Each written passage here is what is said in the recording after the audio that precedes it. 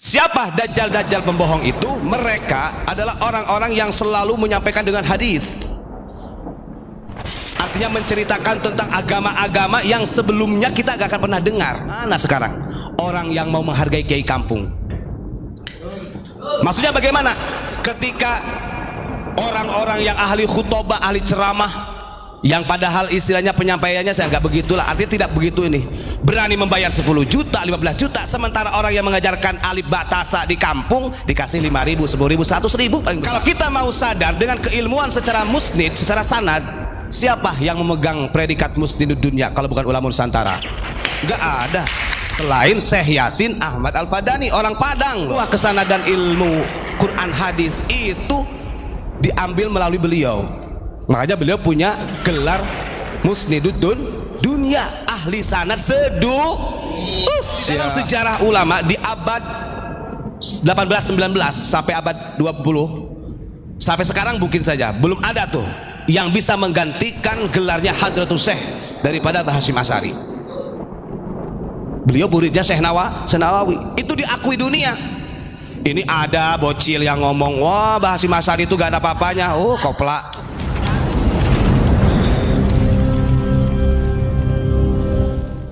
Assalamualaikum warahmatullahi wabarakatuh. Alhamdulillah, pada malam hari ini kita bisa melanjutkan doa bersama untuk Indonesia, Asia dan dunia, serta menjaga kemurnian kitab dan menjaga marwah Pancasila. Ini kalau disimpulkan, tema ini sebenarnya bagaimana kita menjadi orang yang agamis dan nasionalis. Karena kalau kita sebagai warga masyarakat Indonesia tidak mempunyai agamis nasionalis, siapa lagi yang mau mempertahankan negara kesatuan Republik Indonesia?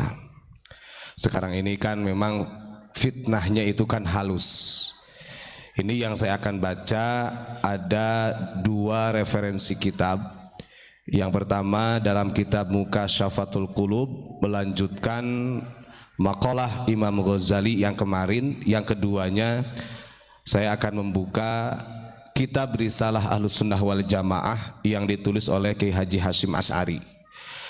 Tujuannya supaya kita mengingatkan bagi warga masyarakat Nahdliyin, karena memang ironis kadang-kadang orang yang distruktural saja belum tentu memahami tentang khittah NU yang sebenarnya.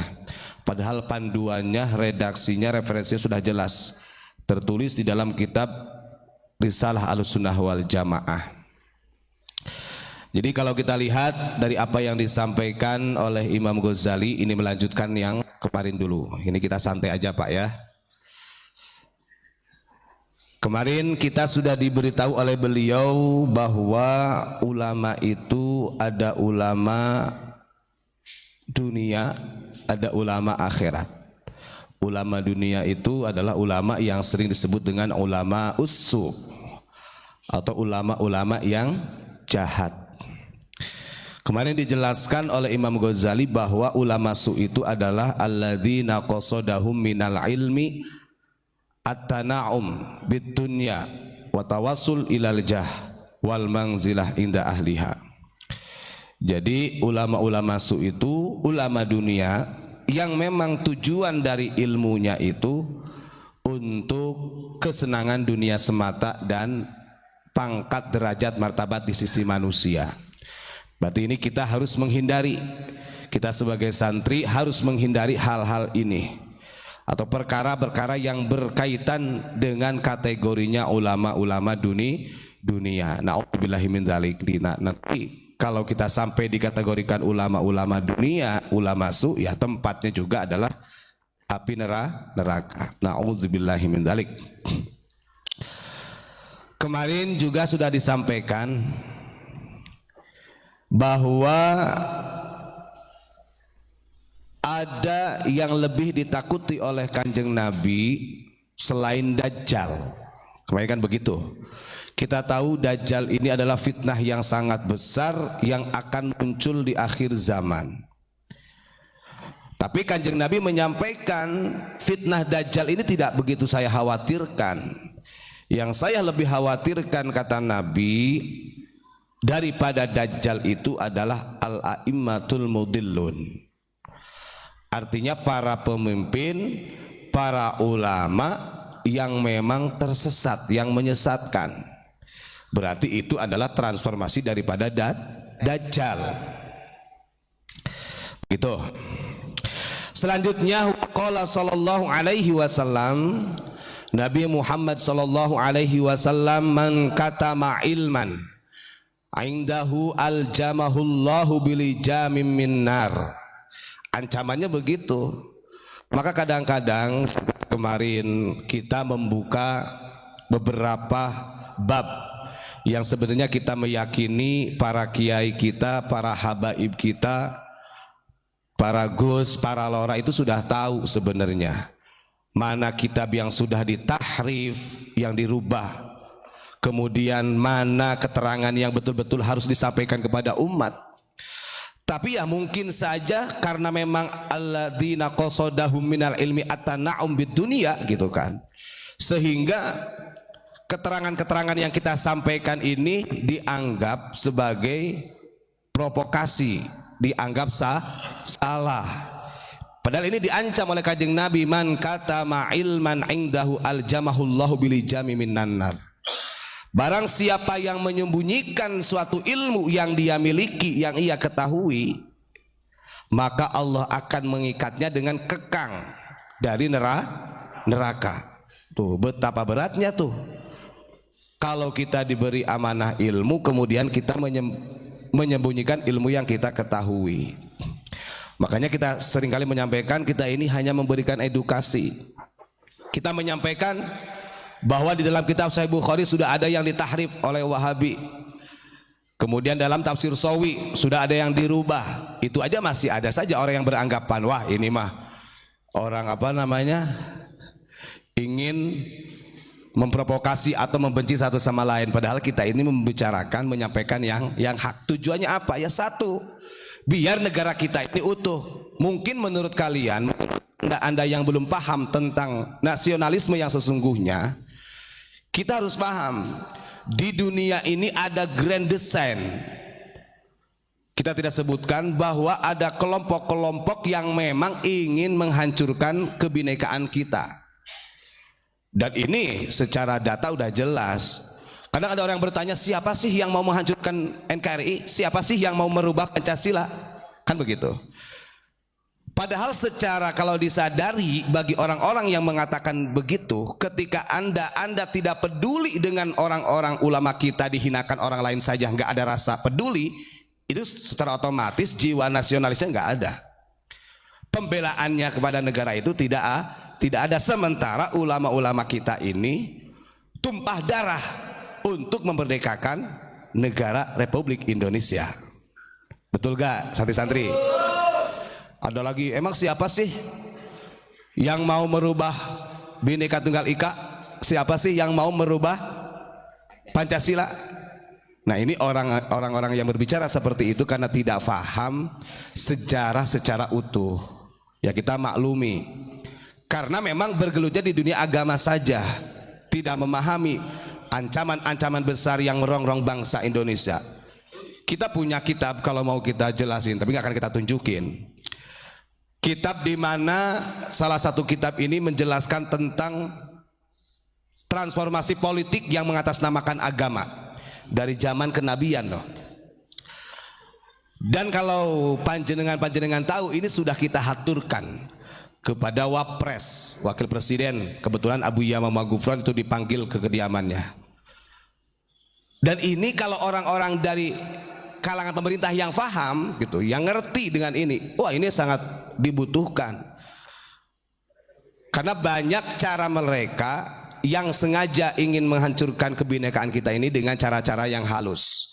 Mereka masuk dengan dunia pendidikan, masuk dengan dunia kesehatan, semuanya masuk. Bahkan ke organisasi NU saja masuk. Ini nanti saya bacakan risalah wal jamaahnya ini. Kadang-kadang orang NU sendiri juga saya kira mungkin acuh tak acuh, boro-boro untuk membaca Qaulun Asasi. untuk membaca Risalah Al-Sunnah wal Jamaah, padahal itu adalah referensi terbesar yang fundamental untuk orang-orang Nahdiyin. Gitu ya. Terus kemudian dilanjutkan lagi oleh beliau Imam Ghazali. Wa qala Usamah bin Zaid sami'atu Rasulullah sallallahu alaihi wasallam, beliau pernah mendengar dari Rasulullah sallallahu alaihi wasallam yaqul,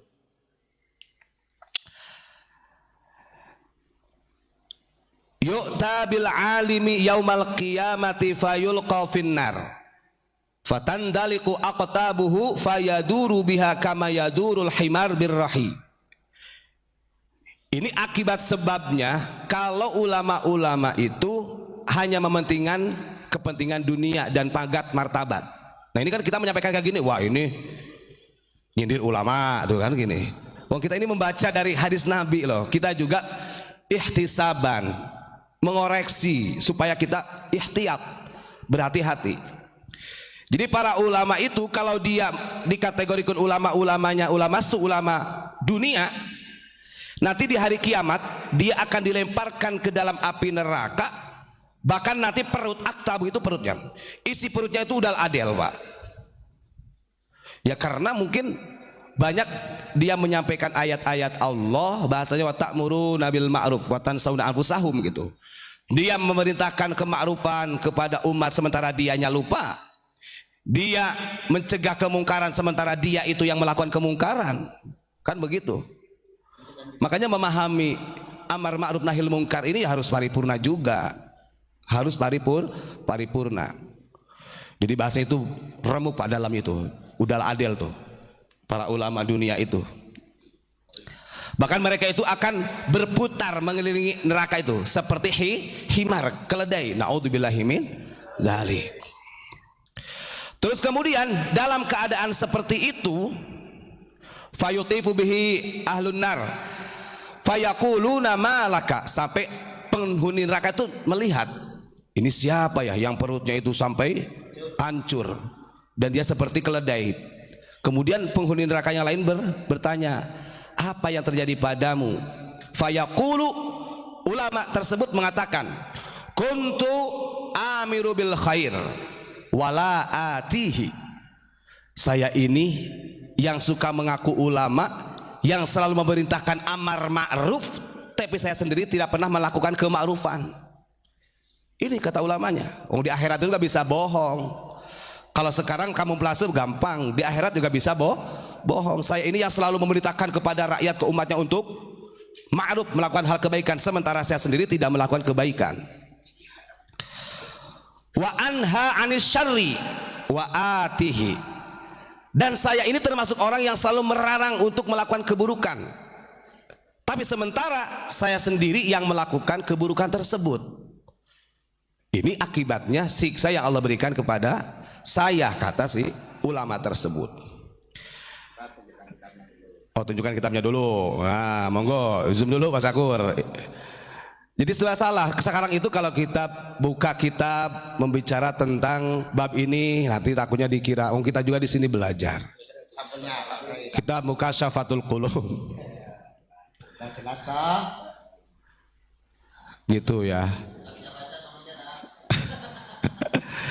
Satu ya, Abu Yamamah Ghufran sampai istilahnya setiap malam sampai berteriak-teriak itu karena Abah ini mengetahui grand desainnya orang-orang di luar sana yang ingin memporak-porandakan bangsa Indonesia. Mungkin kita kan karena memang mungkin hanya sibuk dengan organisasinya masing-masing gitu loh, sibuk mengurusi kepentingan organisasinya, artinya ikut-ikut saja. Mereka nggak tahu ibaratnya kalau mau kita buka-buka gitu, para pembesar-pembesarnya dari organisasi itu, kalau kita buka, wah Masya Allah. Dan ini memang kita tetap menjaga. Mudah-mudahan semua tujuannya ini harus betul-betul hubbul waton minal iman, menjaga agama dan negara. Berapa banyak kalau kita mau buka organisasi Islam yang ada di Indonesia, sementara secara ADART tidak mau mengakui Pancasila? Banyak. NKRI Sementara organisasi Islam itu pengen banget menggandeng Nahdlatul Ulama, itu ditepis oleh Bahasyim Asy'ari. Karena kalau organisasi NU itu jelas ada 4 pilar yang harus menjadi kewajiban kita sebagai warga Nahdliyin, harus dipertahankan. Di antaranya membela bangsa ini gitu. Yang kita anggap wah kan sekarang itu nggak ada penjajah. Ulah kata siapa? Nih nanti saya buka nih di dalam risalah Ahlussunnah wal Jamaah nih. Itu cukup dua makalah 2 hadis ya. Di dalam kitab risalah Ahlussunnah wal Jamaah bab yang kelima. Jadi beliau Bahasyim Asy'ari itu mengatakan begini, di pasal yang kelima itu, bab yang kelima, berhati-hatilah dalam mengambil ilmu agama dan berhati-hatilah terhadap fitnah ahli bid'ah dan orang-orang munafik yang mengatasnamakan ulama. Ih, sudah digambar dulu oleh Bahasyim Asy'ari. Kata beliau bagaimana? Hadzal ilmu dinun fangduru amman ta'khuduna dinakum. Ini yang disampaikan oleh Ibnu Sirin. Ingat, ilmu itu agama. Tapi kalian sebagai orang yang mengatasnamakan Ahlussunnah wal Jamaah harus hati-hati. Perhatikan dari siapa engkau mendapatkan ilmu tersebut. Jangan salah. Nah, kalau kita lihat dalam risalah Ahlussunnah wal Jamaah, berarti NU, para ulama kita itu sudah akan membaca loh. Karena katsirul khutbah qalilul ulama, banyak para ahli-ahli pidato, ahli dakwah, dan semuanya pasti menyampaikan kebaikan, melarang keburukan. Secara naskah nggak salah. Kenapa ada warning kayak gini? Yaitu tadi fitnahnya orang-orang munafik yang sebenarnya justru ingin menghancurkan dengan mendesain dirinya mengatasnamakan agama, itu akan banyak nanti. Ada lagi makalah yang lebih sadis lagi nih yang disampaikan oleh Bahasyim Asy'ari ya. Kata beliau begini, yakunu fi akhiriz zamani dajjaluna kadzabuna. Sok, nanti ada lagi yang ngomong, wah ini demi mempertahankan negara kesatuan Republik Indonesia, tanpa sadar loh kepentingan orang yang mengatasnamakan karena Indonesia itu kalau dengan jargon agama itu paling mudah, Pak. Kalau dengan jargon agama itu paling mudah. Makanya yang paling membuat sedihnya Kanjeng Nabi yang dikhawatirkan itu ya perang saudara itu. Karena kalau sudah perang saudara, akhul muslim itu semuanya mengatasnamakan agama Islam. Betul. Masa kita tidak mau membaca dari sejarah perang Siffin, kemudian perang Jamal, perang Nahrawan, yang sampai Bani Muawiyah dengan Sayyidina Ali perang, bahkan ibaratnya mertua sendiri perang Jamal itu, Sayyidatina Aisyah itu memimpin untuk melawan komplotan Ali. Dan ingat, dalam hal kondisi seperti ini pasti ada orang ketiga yang sengaja ingin membenturkan, dan itulah mereka yang ingin menghancurkan. Akhirnya mereka berhasil merekrut orang-orang yang munafik. Yang penting kasih cuan, kasih duit, gampang sudah urusan beres. Itu sejarah, gak bisa kita pungkiri ya. Terus kata beliau di dalam kitab risalah Ahlussunnah wal Jamaah, yakunu fi akhir zamani dajjaluna kadzabuna. Ini dalam Sahih Muslim juga ada sebenarnya. Ya'tunakum minal ahadits bima lam tasma'u antum wala aba'ukum fa iyyakum wa iyyahum la yudillunakum wala yuftinunakum. Ini sudah di warning jauh-jauh hari Bahasyim Asy'ari mengambil salah satu hadis dalam Sahih Muslim. Di akhir zaman itu akan banyak dajjal-dajjal pembohong. Siapa dajjal-dajjal pembohong itu? Mereka adalah orang-orang yang selalu menyampaikan dengan hadis. Artinya menceritakan tentang agama-agama yang sebelumnya kita gak akan pernah dengar. Terus kita mulai memahami lah dari zaman NU berdiri sampai sekarang, berapa pemahaman agama yang retorikanya sangat beda dengan ajaran ulama-ulama terdahulu. Seperti Abu Yasri menyampaikan beginilah, dulu itu yang ngaji anak-anak juz amma kok. Ini kayak candaan loh. Kok sekarang kok melupakan juz amma?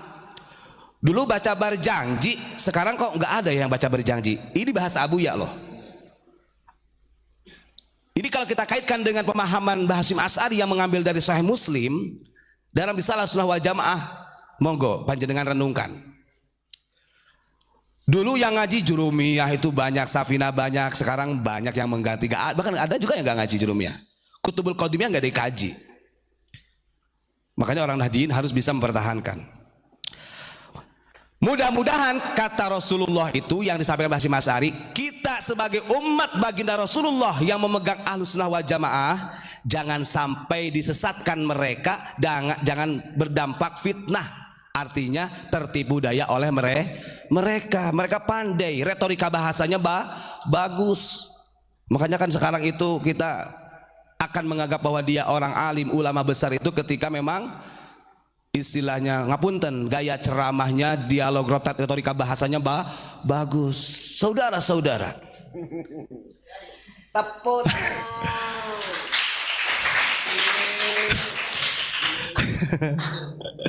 ini yang disampaikan oleh Hasyim Asy'ari begitu loh, santri ya.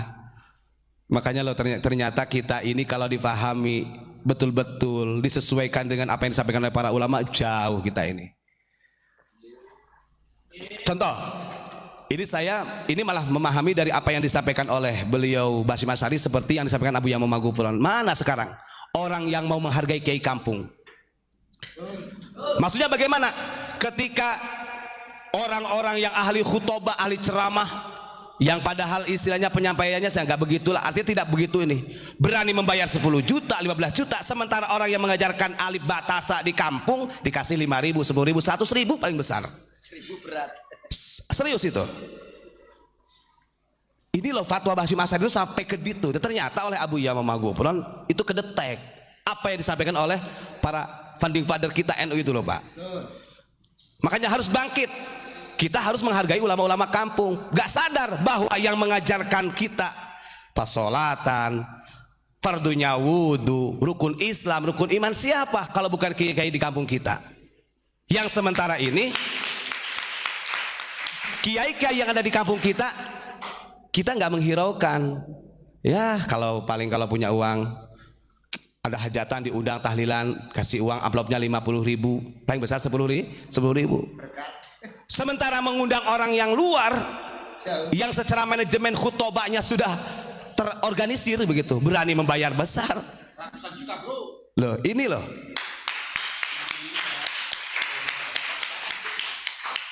Ya monggo, kalau yang pernah punya kitab Risalah Sunnah wal Jamaah monggo dikaji lagi, dibaca lagi. Ini fundamental. Karena termasuk pondasi yang harus kita tetap pegang teguh. Makanya betul kata beliau, Abu Ya menyampaikan, NU itu ada yang nampak, ada yang tidak nampak. Artinya ada yang berada di struktur, ada yang kultur. Justru yang orang-orang yang sudah memahami ini nih, yang mempraktekkan sesuai dengan Risalah Sunnah wal Jamaah, bahaya dibandingkan orang-orang yang berada di struktural. Karena selalu memahami, menjaga marwah daripada Ahlus Sunnah wal Jamaah. Kalau dibuka dalam kitab Tafsirul Bayan karya Syekh Ismail itu kan beliau menyampaikan, Bani Israel dulu itu terpecah menjadi 72 golongan. Islam nanti akan terpecah menjadi 73 golongan. Wa masiruhum ilan nar. Dan semuanya itu akan masuk ke dalam neraka tempatnya illa wahid. Kemudian sahabat bertanya, manhum ya Rasulullah, siapa sih yang satu golongan? Qala min ahli sunnah wal jamaah, kata Nabi, dia itu adalah orang yang memegang sunnah wal jamaah. Tanya lagi, apa ahli sunnah wal jamaah itu? Dijawab lagi oleh Rasulullah, ahli sunnah wal jamaah itu ternyata bukan hanya sekedar orang yang pandai ngaji seperti kita, bukan, tapi akhlak, perbuatan, ucapannya, perjalanannya itu sesuai muwafaqah bi syariatin Nabi Muhammad sallallahu alaihi wasallam. Makanya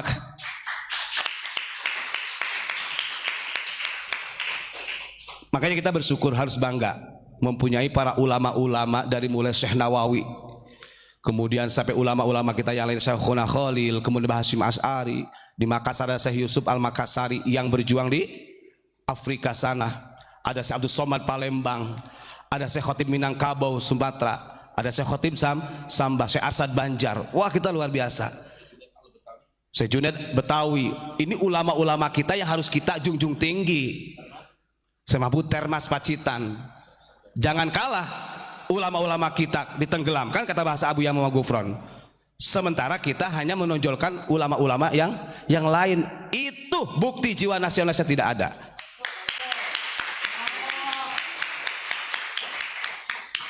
Makanya pantas Abu Yaum kata beliau sedih kalau melihat keadaan Indonesia. Betul, kita sebagai santri aja gak pernah tuh.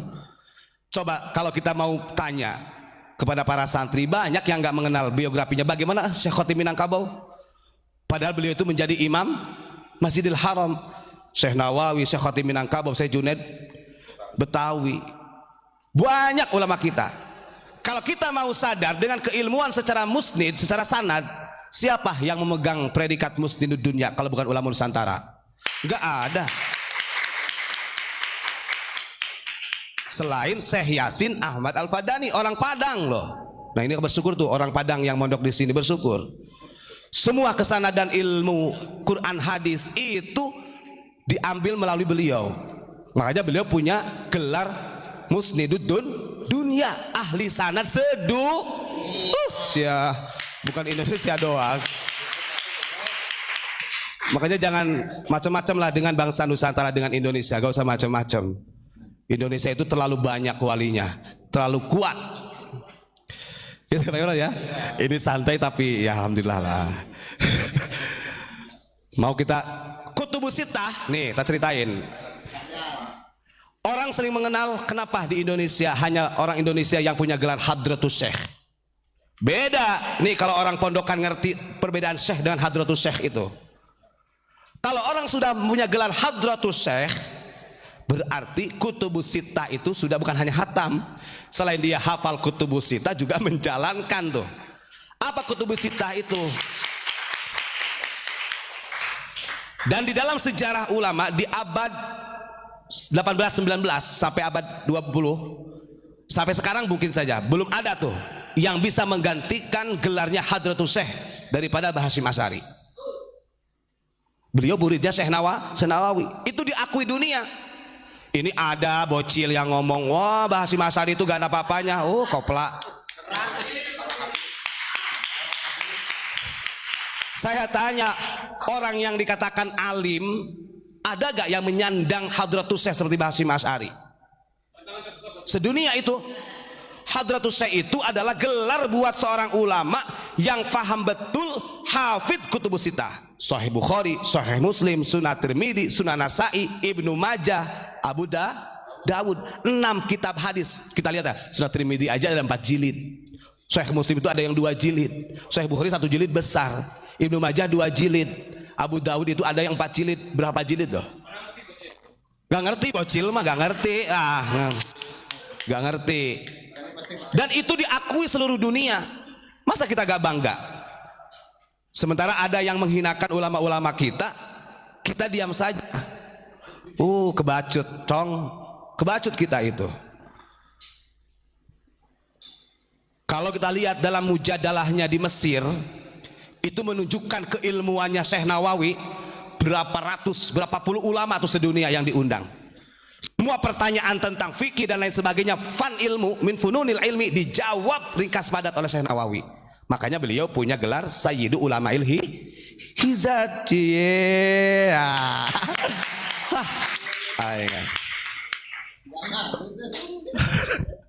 Ya Allah, bangga kita mempunyai ulama-ulama yang hebat. Gak kalah ulama kita itu, gak pernah cerita-cerita yang aneh-aneh, halu-halu. Gak pernah ulama kita, gak ada yang menceritakan macam-macam. Real. Dan itu disaksikan oleh seluruh ulama sedunia. Logika saja, gak mungkin Syekh Nawawi jadi imam besar di Masjidil Haram. Gak mungkin Syekh Khotim Minangkabau jadi imam di Masjidil Haram. Gak mungkin Syekh Junaid Betawi jadi masjid di Masjidil Haram, kalau bukan karena kealimannya. Makanya betul kata Imam Syafi'i itu kan, di dalam Diwan Asy-Syafi'i itu pernah mengatakan begini, hati-hati cong, kalau nanti di akhir zaman itu mencari ilmu itu harus hati-hati cari gurunya. Jangan sampai kamu berguru kepada orang yang memang dia ini punya kedekatan dengan orang-orang munafik, kata Imam Syafi'i.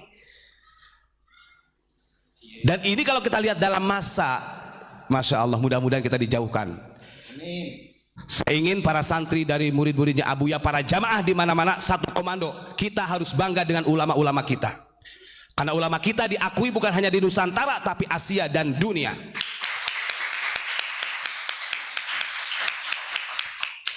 Dan gentle. Ulama kita itu gentle Pak, sendiri. Contoh saya Yusuf Makassar. Saya Yusuf Makassar itu loh di Afrika sana sendiri, gentle.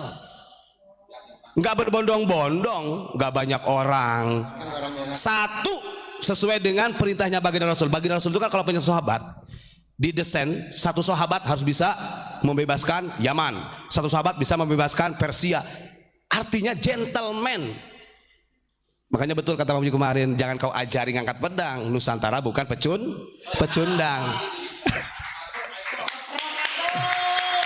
Allahumma sholli ala Muhammad. Oke lah gitu Pak ya. Ini kepanjangan, saya kepanjangan ya. Kenapa saya buka Risalah Sunnah wal Jamaah? Karena yang menonton saya yakin banyak dari warga Nahdiyin ya.